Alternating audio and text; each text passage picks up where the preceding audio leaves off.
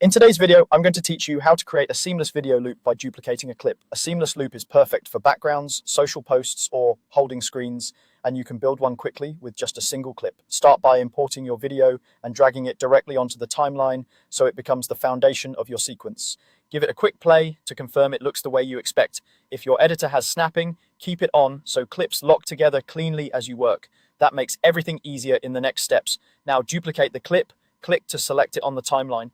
On Windows, hold Alt and drag the clip to create a copy. On Mac, hold Option and drag. If you prefer, use copy and paste, Ctrl or CMD-C to copy, then Ctrl or CMD-V to paste the duplicate right after the original. Make sure the duplicate touches the end of the first clip with no gaps or overlaps. Tight, precise alignment is what prevents tiny black frames or stutters between repeats. Repeat this process until your loop is as long as you need. Think about the final use. Maybe you want a 10-second background for a social post or a 60-second version for a live stream scene. Keep an eye on the cut points as you build the chain to ensure every duplicate lines up exactly. If your clip includes audio and you notice pops at the cut, consider muting that track or lowering it, since most visual loops don't rely on the original sound.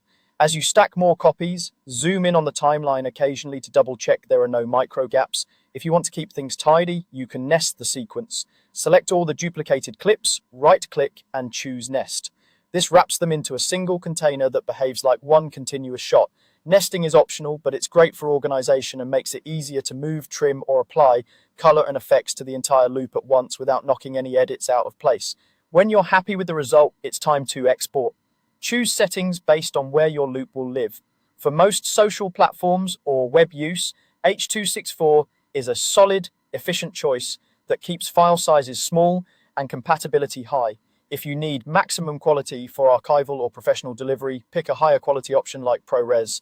Match your frame rate and resolution to the sequence, set the range to the full timeline,